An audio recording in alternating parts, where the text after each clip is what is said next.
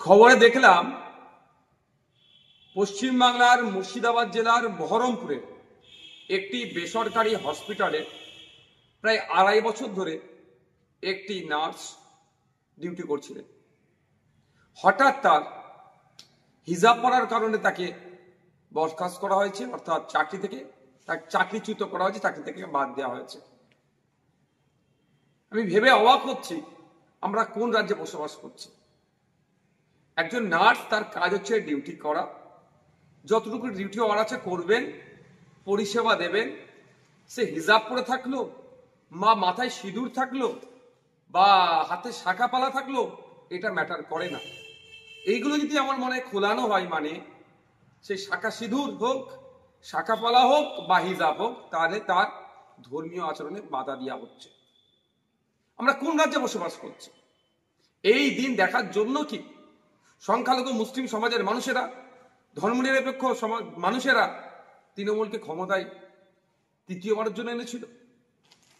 এই যেন মনে হচ্ছে অঘোষিত বিজেপি রাজ্যে আমরা বসবাস করছি।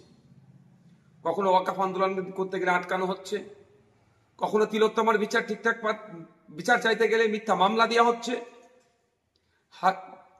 হাসকালিতে আমার বোনটা এখনো বিচার পেল না। একের পর এক 26,000 চাকরি বাতিল হচ্ছে দুর্নীতির জন্য। ঠিক উত্তরপ্রদেশের চাকরি দুর্নীতি বাতিল হয়েছে। যেন অঘোষিত বিজেপি রাজ্যতে আমরা বসবাস করছি। আমরা এই কাণ্ডের জন্য চরম ধিক্কার নিন্দা জানাচ্ছি। অবিলম্বে স্বাস্থ্যমন্ত্রী তথা মুখ্যমন্ত্রীকে এই বিষয়ে হস্তক্ষেপ করতে হবে, এর কড়া একটা বিহিত করতে হবে। সাথে সাথে আমি হসপিটাল কর্তৃপক্ষকে বলবো, যে এই ধরনের নির্দেশনা দিয়েছে তার বিরুদ্ধে ব্যবস্থা গ্রহণ করুন। অবিলম্বে এই ধরনের অবাঞ্ছিত মন্তব্য, অসংসদীয় মন্তব্য, অসাংবিধানিক মন্তব্যকে আপনারা প্রত্যাহার করুন।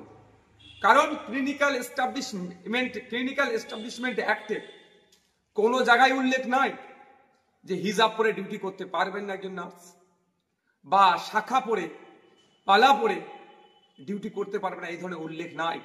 তাহলে আপনারা কে? ক্লিনিক্যাল এস্টাবলিশমেন্ট অ্যাক্টকে আপনারা ভায়োলেট করছেন, ফান্ডামেন্টাল রাইটসকে আপনারা ভায়োলেট করছেন, ধর্মীয় স্বাধীনতা হস্তক্ষেপ করছেন। এগুলো মেনে নেওয়া যায় না। আর এটা নতুন নয়, এর আগে অধ্যাপিকাকে অপমানিত হতে হয়েছে।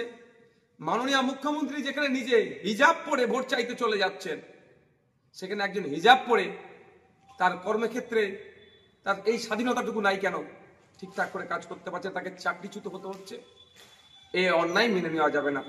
আমি ধর্মনিরপেক্ষ মানুষকে বলবো, আমরা ভুলে যাচ্ছি না এই রাজ্য সরকারের আমলে চাকরি নিয়োগ পরীক্ষাতে আমার হিন্দু সমাজের মা বোনেদেরকে শাখাপলা বলে খুলে পরীক্ষা কেন্দ্রে ঢুকতে বাধ্য করেছিল।